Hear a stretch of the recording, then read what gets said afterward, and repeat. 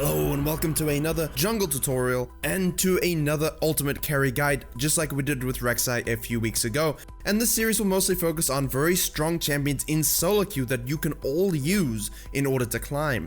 Jarvan's popularity is quickly increasing once again. In fact, he is the most played on the current patch, behind only Lee Sin, who is perpetually in first place in that category. However, unlike Lee Sin, Jarvan is much easier to pick up, much easier to have a strong impact with, and in this video we are going to look at a nice breakdown of runes, items, some general clearing patterns, gameplay patterns, ganking styles, as well as some in-game examples and comparisons that you can use to climb and win yourselves.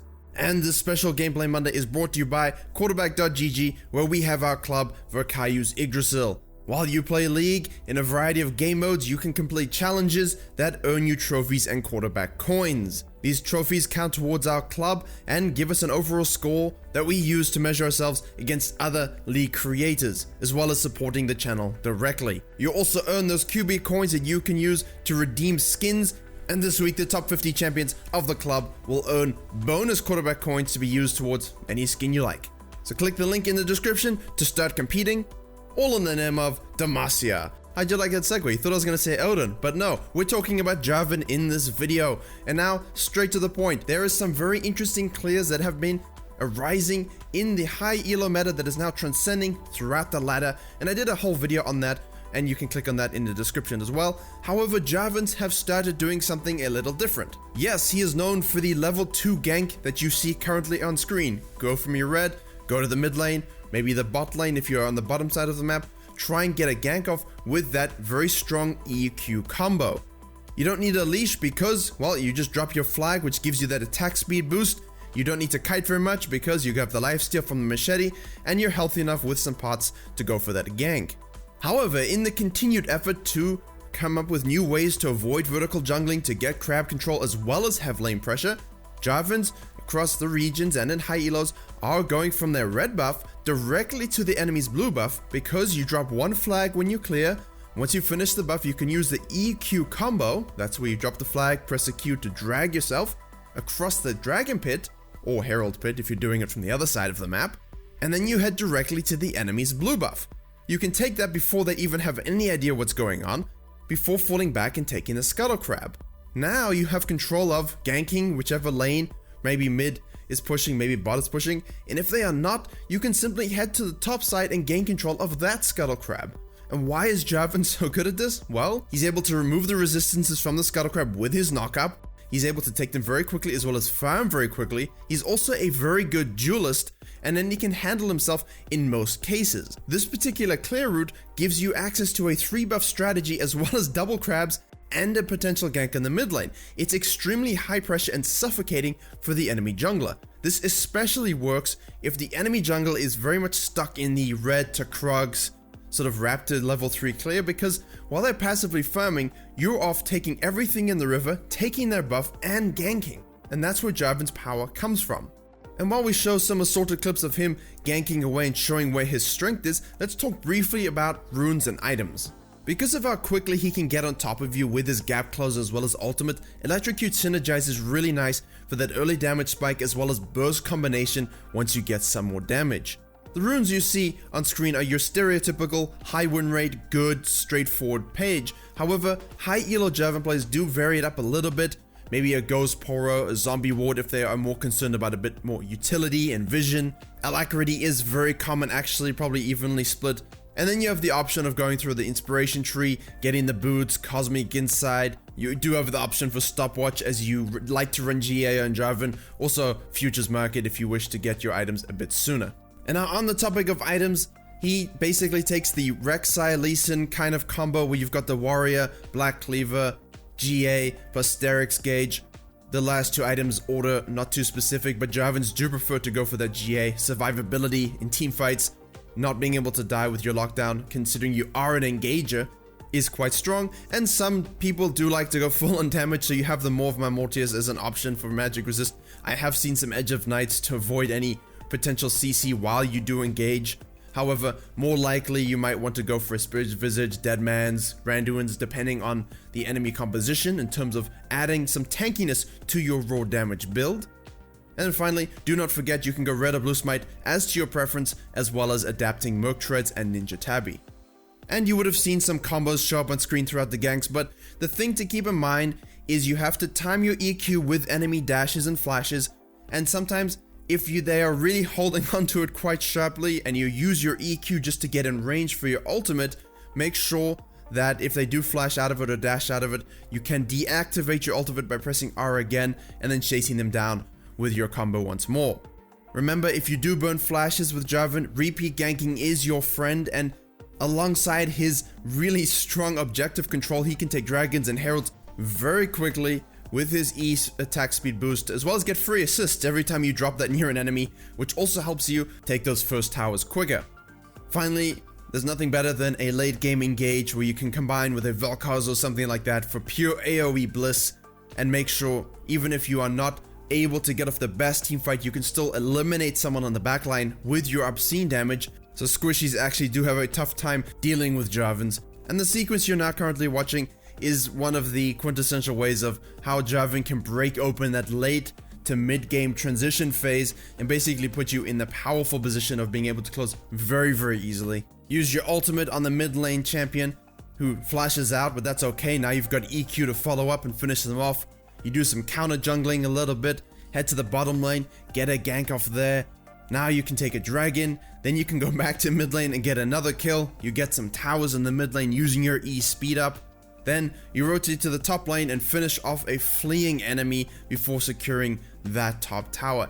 Now that sequence obviously was massively sped up and might be finishing as I speak currently. Just remember, this is the kind of thing we're looking for with Jarvan, high pressure. And so, on that note, let's look at an in-game example of how this new clear and his playstyle actively works to win games very fast. And our very own inside agent, our EU jungler Svenskeren, who's currently masquerading on Cloud9, will show us how to do so. This path works best against non-dynamic thinking junglers, and after doing red, Svenskeren goes and takes that blue buff before falling back to his Scuttle Crab. Now the knowledge here is that both junglers, both sides, the pixel bushes are warded, so everyone knows when you're going for the Scuttle Crab. The benefit here is because of this path, you don't actually show up on the Scuttle Crab, and so they don't know where you are until they finally see you with 2 buffs. And by that stage, it's too late to react to going to steal their blue because, as you see from this Jarvan, you're already heading directly to that side of the map, and the enemy Kha'Zix has shown on your ward bush taking that scuttle. The Kha'Zix is obviously a bit thrown here. I've lost my blue buff, I lost the bottom scuttle, now I'm gonna lose the top scuttle, and you know, just leave. I always say this, and I don't myself, I always want to fight things out, but the best thing to do, leave. Now he's dead, and because of the EQ, the Zillion is also forced to flash, and Skaren, knowing that the enemy jungler will now most likely head to the bottom side, as those are the only 2 safe camps for the Kha'Zix to clear, the Jarvan can then go and steal away the Raptors as well. Basically a very strong early game, and this is the kind of impact you're looking for when you're playing this champion.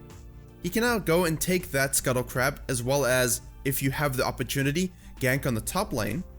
However, in this case, Jarvan goes and clears the full blue side, and you'll notice the Kha'Zix has done what's the best thing he can do in this situation. That is, clear the 2 camps that are available to you and try and look for a gank on that bottom side. Bottom lane's a very volatile lane at the moment, you do want to have some kind of impact there. And because he actually manages to pick up a kill and reveals himself, the Jarvan, timing it in his mind, knows that if Kha'Zix went from the red to the Krugs, they should be spawning very shortly. And guess what? As he goes over the wall, up they come, and he gets rubber banded Krugs already, which is the first camp of the Krugs that doesn't have the reduced XP. And so that's a huge loss from the Kha'Zix in terms of an overall experience advantage, or deficit in his case. And now we will go back to focusing on the Jarvan, and you can keep track of the Kha'Zix for a little bit while I keep him up on the small screen just to see what kind of sad game he's actually going to have. Now in the beginning of this video, you saw how the Jarvan was using unrelenting pressure on the mid lane, really just spam ganking, and that's one way to do it, especially around that mid lane. You know what to say, if you don't have lane prio, go and make lane prio, and then of course you can roam around together. However, in this situation, notice his body language. He knows I have the experience lead, I've got the item lead because of the kill.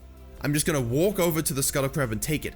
And he's looking to counter jungle the whole time, and when he does counter jungle like that, you can flank behind with Jarvan very effectively with the flag and drag, and when the Zillion has no flash and ultimate, that's a free kill. And now you see, because he stole those second spawn Krugs, the Kha'Zix is level 4 while Jarvan is level 6. You can also easily use your flag to get tower plates, which is more free gold.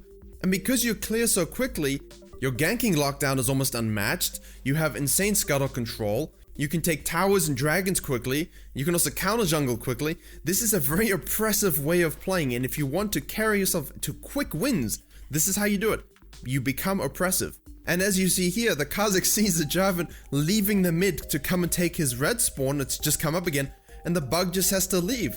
He's got no evolve, he's just small, he's squishy, he's level 4. There's nothing he can do, he will 100% die. So if this seems very fast and hyperactive almost and tough to follow, it's because it is.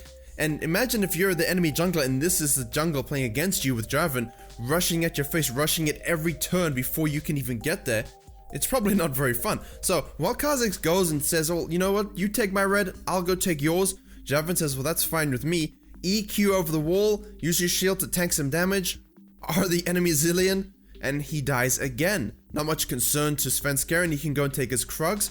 And knowing the Kha'Zix is behind, go and venture into the enemy jungle. If you don't have winning lanes, or if your lanes are neutral, if you can suppress the enemy jungler this much, you know he's not ganking, and that gives your laners time to be more in a neutral state, and then when you're going and counter jungling, you can flank from behind and surprise them. But remember, while he is strong, you are not infallible, and don't overchase and die in the dragon pit. That would be unfortunate.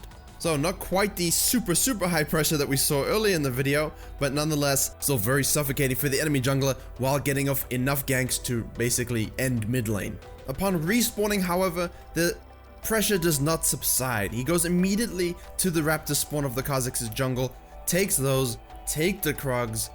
Counter jungling is effective, guys, because if the enemy jungler is forced to react in taking your jungle when you are taking his proactively, well, he's not really going to get as many camps away as you're going to get from his, as well as the fact that you're leaving behind babies that mean the camp doesn't respawn and he doesn't get that rubber banded XP for a few more minutes. And when Jarvan has sort of an inkling that the Kha'Zix is going to be doing the dragon, well, that's no problem for him because that herald will be very useful on all those remaining tower plates. And because it's a zillion, nice wave clear bombs can be kind of difficult to actually dink away at those towers. He uses the herald just to get 3 plates. Any golden experience advantage you can get is important, and let's look at why. Upon going back to base, buying, clearing his blue side jungle, he goes and meets the Kha'Zix for the red buff spawn. Sitting in the bush and waiting, and the Kha'Zix basically gets Kha'Zixed. There isn't much he can do at 2 levels down, and the Jarvan with the fluid combo and the red smite means that that's a free kill plus another red buff. A very oppressive jungle versus jungle matchup this game, as well as a decent amount of ganks, although I didn't want to show, just spam ganking again because we've talked a lot about that. I wanted to show you the power of Jarvan to do either that if you do want, as you saw in the beginning, or to do something like this, where your map movements are aggressive the whole time, making the right play, and just shutting down the enemy jungler. And because of this playstyle, the Fizz and him are able to conduct a 2-man gank on the top lane. Kha'Zix tries his best, but in the end, there's nothing you can really do at this stage, and both he and his top laner Mundo fall. And as you see, when a game is this far ahead and you have done what you need to do, eventually you will break through. And he fed Jarvan is a scary Jarvan. And yes, he had a good team in this game, of course, it isn't always that way, but as you'll see in the assorted clips as we close out this video, this is from a Korean game. When you are against junglers who know how to move around in terms of adapting to the clear you've done, they know when to counter jungle a bit more effectively than say the Kha'Zix did, you do have a rougher time sort of having that experience lead over the enemy jungler, but it doesn't mean you can't permanently rotate and be in ganks and in skirmishes that allow your team to gain leads, and that's what you're looking for with this playstyle. It is not a farm playstyle. It is a counter jungling in your face, objective controlling ganking monster playstyle. Your camps are merely there during downtime or to quickly pick up on your way to a gank or on the way from a gank, because you shouldn't need to spend much time actually taking them because of how quickly he actually clears the jungle. Hopefully the assorted clips and information as well as the quick gameplay breakdown can give you an idea of what you need to do to hard carry with Jarvan IV in the current meta.